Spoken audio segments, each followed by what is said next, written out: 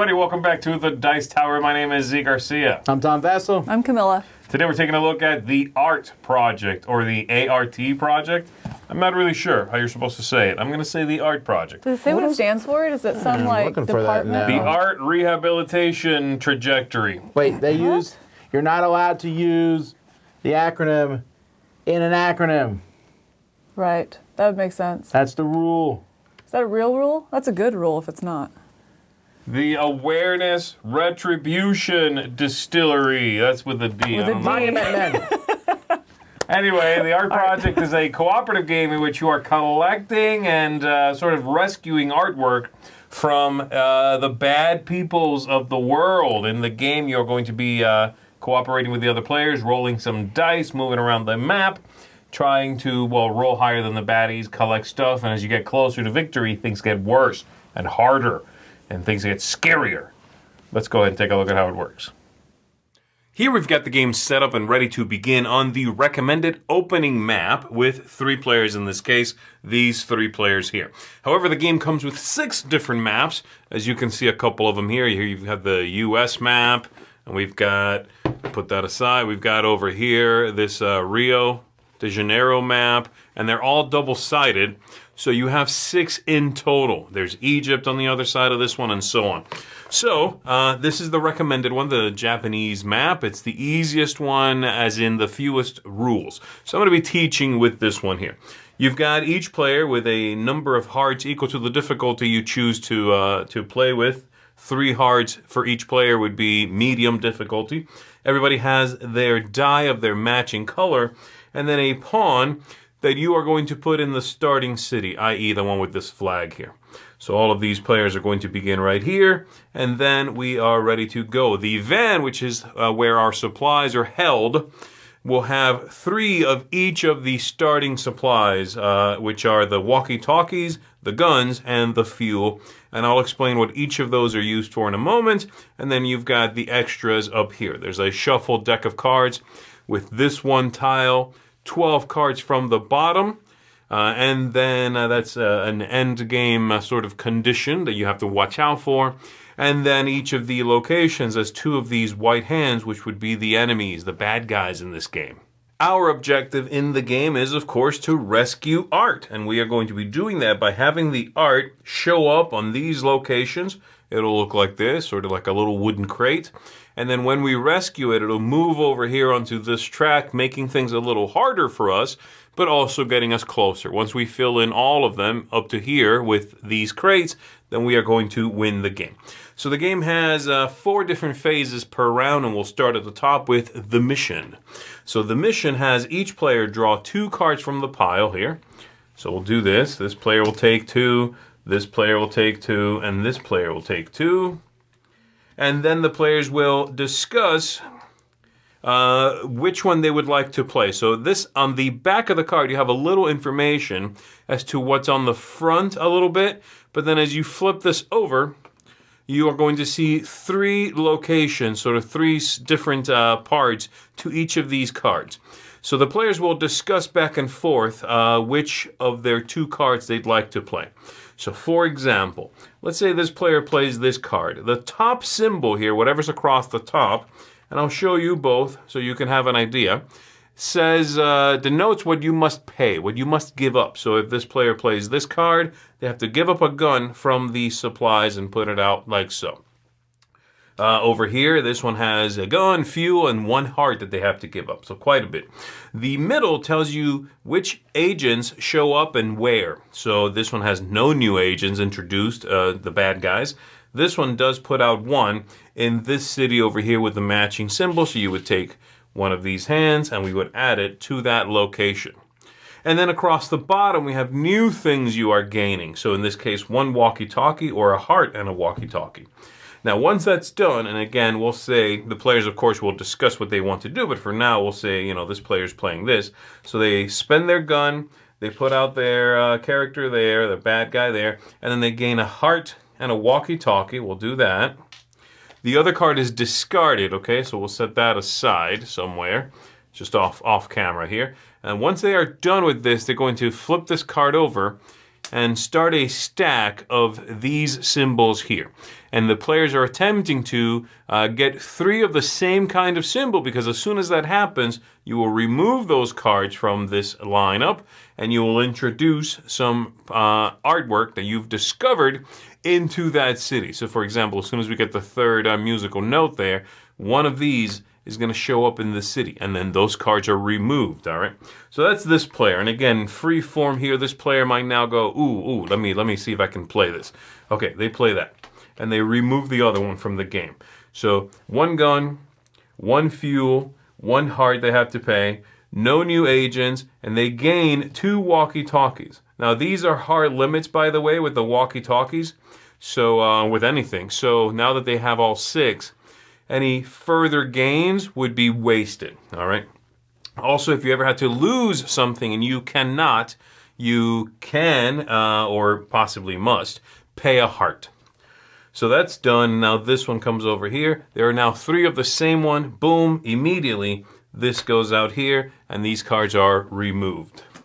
This player still has yet to play, so they will take a look and they'll go, all right, guys, I'm going to go ahead and let's do this one. I'm playing that. So they lose a walkie-talkie there. They're going to put out 1 new character in this location. And they gain 2 of these guns. Then this card is flipped over and we have 1 symbol towards this city, possibly, all right? So there we go, that is the mission, with every player drawing 2 cards, discussing what they have, and each player playing 1, putting it in the lineup here, and then discarding 1 entirely. Next up we go to the movement. In this phase, each player may move around the map, go to different locations in order to both rescue these, but also combat these characters, these white gloves. And so, in order to do that, again, free form, the players can discuss what they want to do. I'm going to go ahead and lay these down so you can see them. And for 1 fuel, you can move to 1 location connected by the dotted line. So, for example, we are trying to, in this game, avoid having any of these locations end the round with 5 of these hands. That would be bad. That would mean they are overrun, and we were going to cover it up with 1 of these tokens. There are 3 of these. If we ever have to put out another one after these 3, we lose. But also, once a place is shut down like this, we can no longer traverse through it. We can't go there. We can't pass through. We're shut out of it. So it's really something to watch out for. So the players perhaps want to go there and clear out these characters. So maybe this character will, this player will say, okay, well, I think I want to go there. So they spend 1 fuel and they move into it. The other 2 perhaps want to stay put, perhaps wants to try to get closer to this location. So this character here is going to say, okay, I'm going to spend 1 fuel to go here, but then I'm going to spend another fuel to go here. So going 1, 2 there, try to get closer to this location, or they could go 1, 2 as well. So let's say they do that, 1 to there, and then they want to get to here. However, there's no more fuel. So what they can do is they can spend a heart to act as that fuel, and they make it there. All right? And that is the movement. And again, you can do as much or as little of that as you want to, but it does cost your fuel. The next phase would be the fight. And then during the fight, you are going to be possibly rolling dice to combat these white hands. So each player will decide how they want to do this. And we're going to start with this one here. You will figure out what your total strength is and what the opponent's strength is. So over here on this track, which is, again, like I said, once you rescue Art, the cubes will go there.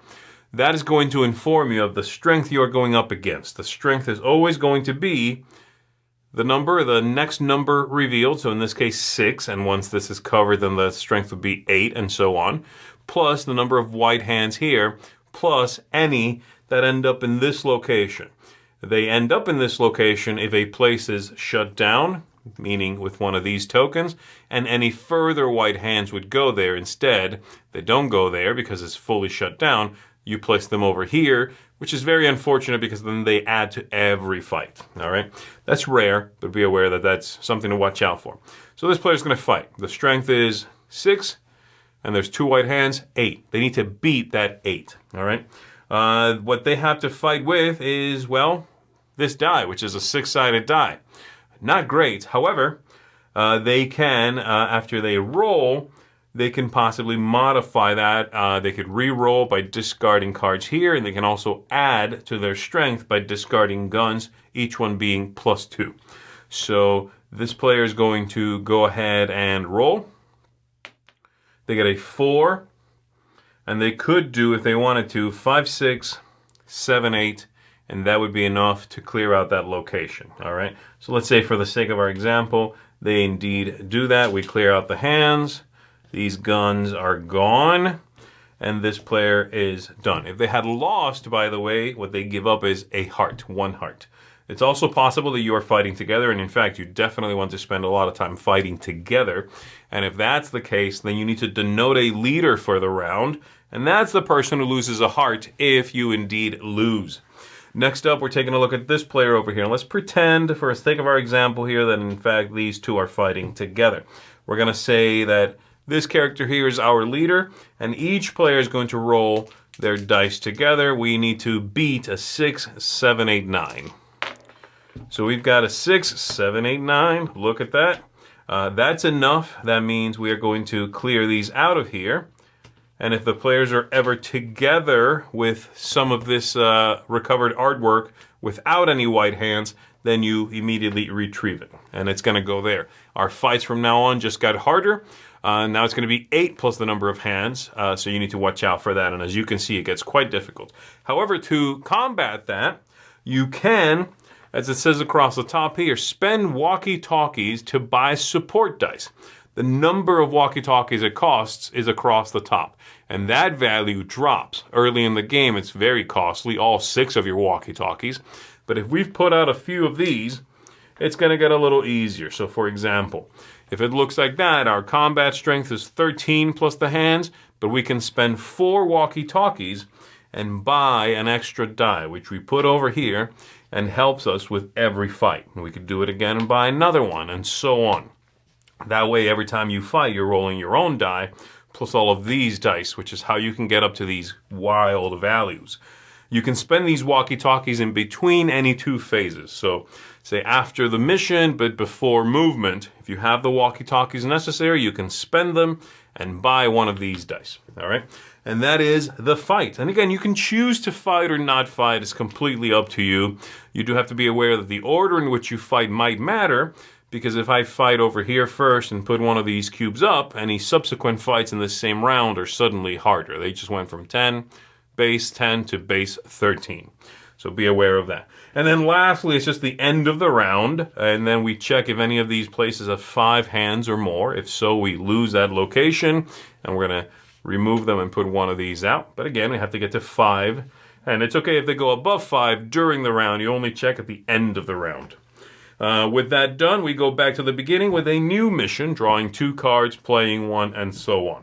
The game is going to be over when either we rescue all of this artwork and we win, or we might lose if any player gives up their last health token. That would be a loss condition.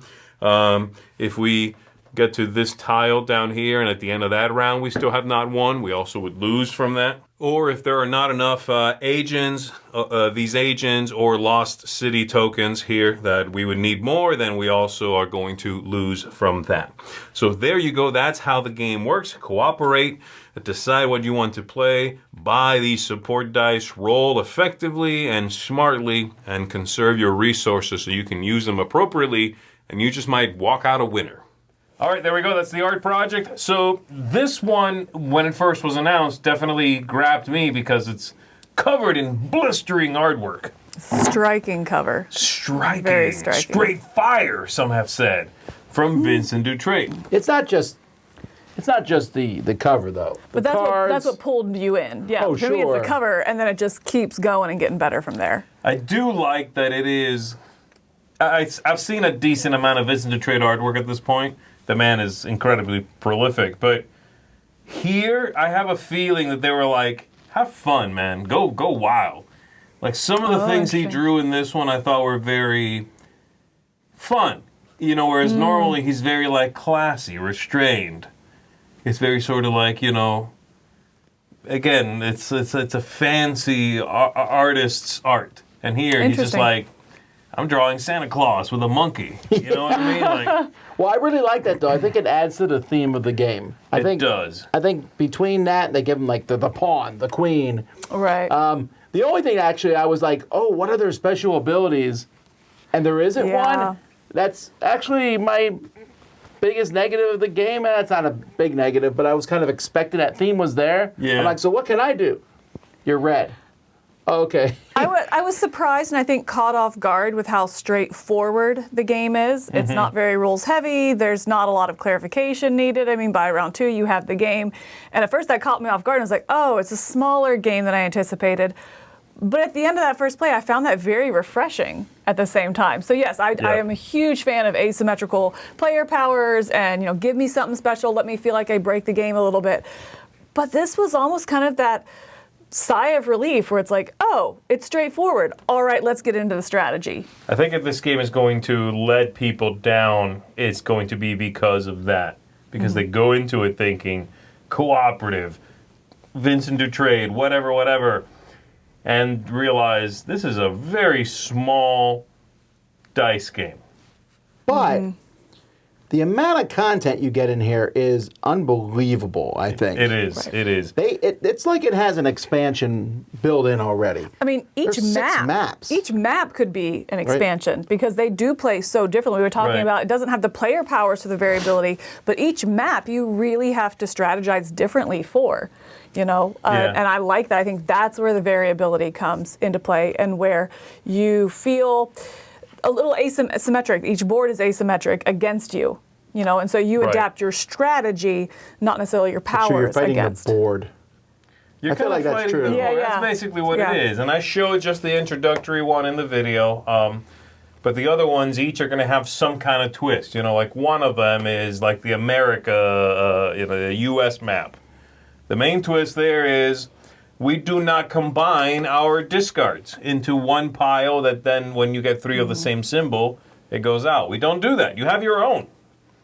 You build your own. And if you meet at the end of a turn, then you can trade. But otherwise, you need to get all 3 symbols by yourself, which is just a twist on the rules. Right. It's like, oh, this one thing, ignore it. It works like this now. And every map gives you something like that, which I thought was very interesting. Though I agree with you, I would love to have, these characters have some sort of ability. And that, I assume would be a fairly straightforward thing to implement and possibly something that's, being worked on if this does well. I think that'd be a good module. Yeah. Because a way to play where you still preserve kind of that refreshing, this is the game, get in there and play it and learn the map. So you kind of have that preserved from the original game. And then a module, maybe. But that being said, like I said, to me, it was a refreshing compliment to the game, how simple it was. I like the difficulty, that you can change the difficulty so easily in this game. Yeah, and it's not too bad. Like, it definitely comes down to the wire if you win or lose. You're not going to have a blowout victory or a blowout, defeat. But just adding a heart to every player. Boop, boop. Okay, now we're playing easier mode. You can modify it however you want to. I really like that. Yeah, I like that too. They call it easy. I would say it's normal, but that's the typical thing. But you can modify that, and then clearly the alternate maps are harder. They just are. Yeah. I mean, the rules tweak is usually not in your favor. Right. But you can also jump from, let's say we played Japan and we're getting pretty good at it. We jump to the next map, and I'm like, and now we're playing easy. Right. Until we figure this map out. Like I said, though, there's 6 maps. Multiple levels of difficulty. This, for how small this box is, there is a lot of content in there. And it's pretty easy to get up and teach. It has a weird arc. Because usually, most cooperative games, you start, you're like, we can win. And as it goes on, you're like, get better. Yeah, or like, hopefully. This one, you're like, we got this. This is really easy. And then around the 4th crate, you're like, hang on a second. Supposed to be getting 20 what? Yeah, it gets crazy. And when do you buy those dice? Right, and I think that's probably my biggest complaint to the game is I do find that middle third of the game, even into like that last third of the game, just to become grindy and kind of hopeless. It does. There are definitely plays of it where it's just like, okay, well, I'm doing this because everything else will kill me, or I'm doing this because otherwise we lose right now. And so it becomes a little prescribed and grindy in that middle section where you haven't got enough. Like you said, when do you buy those extra dice? You weren't able to get them early enough, and now you're just kind of grinding to your demise. I do like that they get cheaper as you go, and that's nice. interesting. That is a really interesting arc, right? They get harder, but getting the extra dice becomes those easier. Dice gets cheaper. That's a really fun, I guess, counter arc. I guess the way those work together. I like that a lot. I'm not a big fan of limited communication in a lot of games, but here I think it works decently well. It does encourage cooperation. I'm like, oh, I need gas. Who can give me gas? You're like, I can have gas, but I need ammo, and we're working it over. Although, and sometimes I'm like, you know what? I'm playing a card. Right. Yes. Just to make things move. Yeah. And I think you have to at higher player counts. Otherwise, it's like, I can do this, but at the expense of that. Or I can do the same, but at the expense of this. Well, I can do this and this, but it's going to do this over here. And at those higher player counts, it can become too much information and too many options. Yeah, you have to just kind of do that thing that Tom's talking about, where you're like, this one should be fine. Yeah. Let's go. Eliminate an option. I'm going to play one, and then the rest of you can talk, or mine is going to cost me a heart and give us a fuel. This shouldn't affect anybody. Right. It's my own heart. Here we go. And so I like that. The limited communication rules are, again, not something I'm a big fan of. They get a little fuzzy. What can you say? What can you say? How much do you say? You can basically do whatever you want, just don't show the card. Then, where is that line? Where is that line? I actually don't mind that. That's one of my favorite limited communication because it's basically just, you must communicate. Yes. That's all it is. It's not necessarily limited. It's saying, you must communicate. I can't just grab your card and go, I got this, guys, hang on. I agree. And that's good that that's there. It's simple enough where it's not problematic. I don't find it to kind of grind down the game. It's a couple of pieces of information. But again, it does have that pseudo-communicate-ish thing, and you can say whatever you want to. Just keep the card to yourself. As far as the game flow goes, I really do like the very simple cadence of it. This idea of draw a couple cards, play one, move if you want to, fight if you want to. That's it. That's the whole thing. And there are a couple of things in there you must avoid at all costs, like losing one of the cities that connects different parts of the map. You can never go through there again. You can't walk in there anymore. Right. At that point, if that happens at the wrong place or time, you're like, pack it up. Yeah. You might be done at that point. But the game is very quick, so that's good. Yeah, so especially on some of the maps where it might split your board in half, and depending on where you were, you're now stuck in that region. You're not moving. Yeah. Anything else? No, I get my rating as for me the game's a 7.5. Okay. I like it a lot. I like that there's some strategic things that you have to learn to rethink because you're like, ooh, let's go grab that crate. Or maybe not. Yes. Go fight first, then grab the crate. Those are minor things, but you learn these as you go along. You don't have to do stuff in a turn. You can delay it. And managing resource as a group. I like the communication. I love the theme. I think the theme's really interesting, the idea of stealing art back. They said Monument Men, but Monument Men was a lot more serious than this. This is more like, yeehaw, I'm a ninja with a rocket launcher for no reason at all. But I think this is a good one, and I think this is a good one for people who don't play a lot of cooperative games that they might pick it up off the shelf, and I think they'll be astounded again by how much is in there. I'm coming in slightly higher than you. I'm giving it an 8, and I echo everything you're saying, and I'm going to add on top of that I really like the components in this game. I think the graphic design is solid and well put together. I like that the locations on the map aren't named. They just gave them, they might have a name in there, but they gave them a symbol. So that symbol pulls double duty. It's very easy. Like, where do I put the bad guys? In that city with that symbol. Where does the crate show up? There, in that city with that symbol. So they're giving up some theme for the sake of simplicity. But those components, that simplicity, is top notch. So for me, I really enjoy this one. If I want like a filler co-op, a quick blast of fun, some dice chucking, some silliness, there's humor in it a little bit too, then this is a good one for me. So 8 out of 10. I'm coming in right at an 8 as well. I really was surprised how much I appreciated the simplicity of it. The first couple rounds, the first time you play, it feels a little procedural. but you quickly get over that and see just the rhythm of the game. It becomes more of a rhythm. And I like that. And you figure out when you can do what, when can you get those extra dice so that you can fight? Or when does it trigger and the crate come out? So yes, I want to fight to get it. And so it becomes more systematic, I guess, almost, and doesn't feel as grindy. The other side of that, I do feel like those middle kind of rounds, it does feel like you just do whatever you can to survive. And so that does bring it down for me, but I found it to be a very refreshing experience. I liked it. Like you said, I don't know that I would call this a filler. It's a little bit long for a filler for me. I mean, it can, with 2 players, you're probably looking at 45 minutes. More players, you're looking at closer to an hour and 15. So that's a little bit more than a filler to me, but it has that filler kind of feel to it. Yeah, it's sort of like a mentality thing, not a time length thing. Right, and I really like that. So it very much surprised me how much I enjoyed it and how much I'm enjoying the variation in the maps. I really, really like that. I'm glad they're included. There we go, everybody. So that is the ART project. That's an 8 out of 10 is the high score. That is a seal of approval. And that's going to do it for us. Thanks very much for watching. My name is Z. Garcia. I'm Tom Vassell. I'm Camilla. Go steal some artwork from people that it doesn't belong to. That's right. That's Steal allowed. back.